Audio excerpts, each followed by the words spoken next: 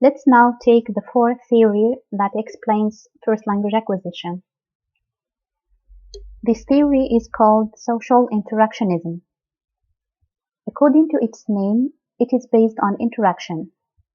So it is the view that language is an activity which is learned through interaction with others. When there is interaction, there is learning. One major feature of this theory is that it opposes especially those theories which view language as an innate capacity. So we can say that social interactionism is or supports the nurture side. The environment is important in acquiring a first language. Although in this theory environment is important, but its role is slightly different from that we see in behaviorism. Social interactionism emphasizes communication between child and caregiver or parent in the language acquisition process. When there is communication, there is acquisition. It is important to note that the social interactionists do not totally reject the notion of the lad, but they just neglect its importance. They do not see that this is important in acquiring a first language, and instead they propose another mechanism. So according to the principles of acquisition in this theory, the mechanism which explains language acquisition is the LAS, or the Language Acquisition Support System. This is stressed in accounting for child language acquisition. The LAS involves the daily contacts and the emotional relationships that a child forms with his or her caregivers. So the term caregiver here is used as a cover term because sometimes it's not the parent who is always with the child, but the one who is around. The term caregiver includes the parents. So what happens during interaction? In these interactions, the participants use gaze, smiles, and a special language when they communicate with the child. And the combination of these elements, permits children to be progressively trained in turn-taking. Turn-taking is the essence of communication, and also to have awareness of the communicative nature of language. An important notion in interaction is the notion of scaffolding, from the verb to scaffold, or to help or to assist. Here, the child is assisted to build up a linguistic system, his linguistic system. In this paradigm, the researchers attempt to find out the connection between interactions and the children's language development. How does interaction lead to the development of language? What happens exactly? In interaction, the caregivers use a type of language which is called child-directed speech, CDS. It's not the same type of speech that is used with adults, but it is a language that is shaped in such a way that it fits a child.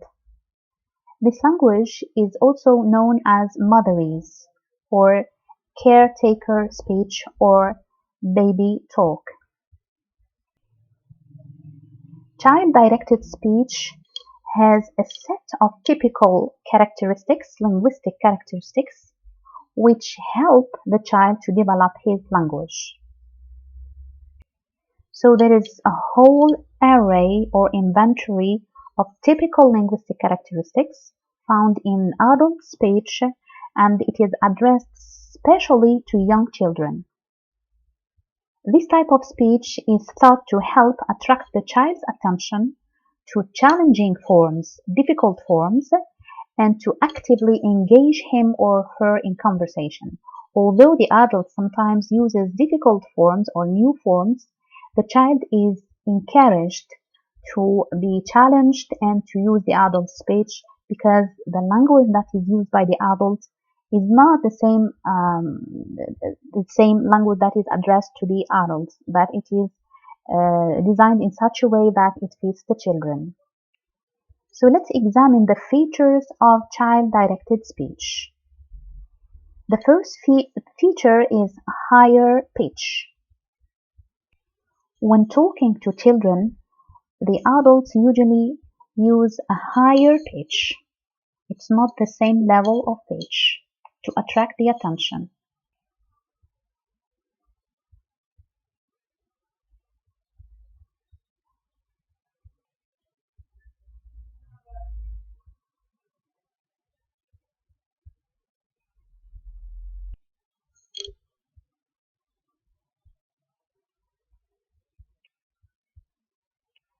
Simplified sentence structures are used by the parents to help the child use new forms. A further feature is the use of diminutives. These are some grammatical forms, like for instance, instead of saying dog, the adult says doggy. Instead of saying cat, the parent says kitty. And this is what we notice even in using other languages like Arabic. When addressing children, these specific diminutive forms are very frequently used. Adults also use repetition. They repeat words several times, and they use imitation. Another further feature is the use of recasts. A recast is a form which resembles the target language, and it involves a reformulation of what the child has said. Suppose that the child has produced an erroneous form, so instead of saying no, don't say this, the parent will simply reformulate it in a correct way and pronounces the new form in front of the child. So this is called a recast. It is an indirect correction. So instead of giving negative feedback, the parent or the adult simply takes the original utterance of the child, which is ungrammatical, and changes its form. He reformulates this utterance to become correct, and he pronounces the utterance to be picked up by the child. This is a recast. So all these features are very frequently used by the adults, and they form what is called child-directed speech. The interactionists maintain that child-directed speech seems to be especially designed to ease language learning. One important thing should be said about this theory, which is that social interactionists reject the nativists' poverty of the stimulus argument. The nativists, as we have explained previously, hold that the input which is received by the child is deficient or poor, but the interactionists hold a dissimilar view, because research has shown that child-directed speech is not just random or faulty, it is very systematic. It follows rules.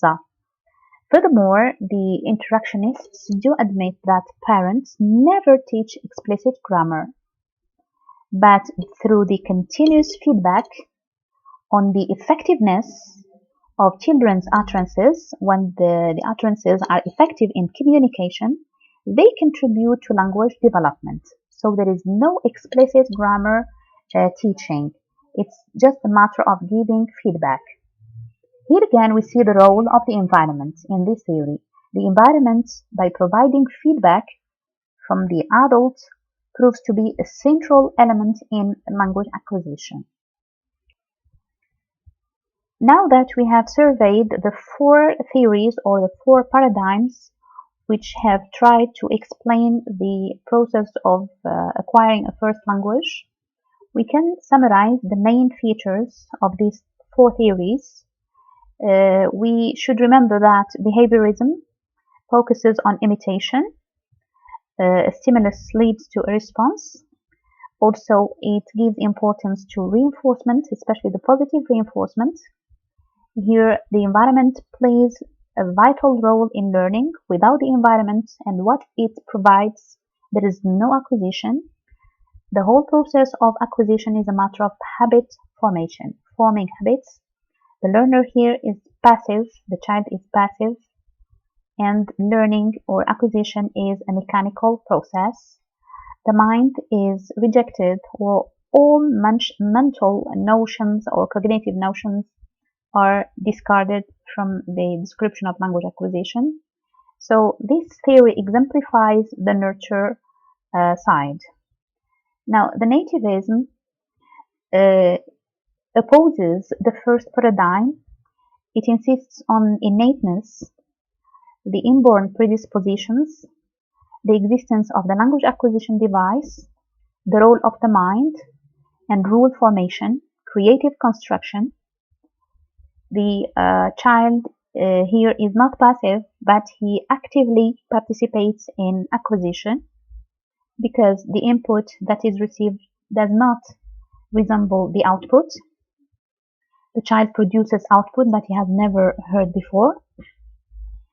In connectionism, the focus is put on association and the activation of the connections by frequent exposure to the same pattern. In connectionism, we see that it combines both insights from the nurture side and the nature side. And finally, social interactionism. This exemplifies the nurture paradigm. It takes that interaction is the core of learning, and instead of highlighting the role of the lad, it highlights the role of the lass. Important in social interactionism is the child-directed speech and all its features, and the way this kind of speech helps the child to develop his linguistic system, even if it is a challenging system. These theories are in fact the main theories which have tried to explain how children acquire their first languages. And as we have said in a previous lecture, that research which tries to understand the process of L1 acquisition has helped later to explain the process of learning other languages which are not the native languages, L2, or learning second languages. And this shows the importance of researching a first language. To conclude this lecture, we can clearly see that the theories of first language acquisition can be placed on a continuum or on an axis with degrees or with extremes. At one extreme or on one side, some theories emphasize the innateness of this process. At the other extreme, the opposite extreme, other theories stress the environmental role, the role of the environment. And a third position is to recognize both factors, innateness and the environment, nature and nurture. Now, understanding the process of what's the usefulness of understanding this process? Understanding this process is illuminating because it contributes to the understanding of the human mind in general and how it works. Also, it can help the researchers know about brain organization, the structure of the brain itself. And at the same time, it helps researchers to understand the nature of language as a system.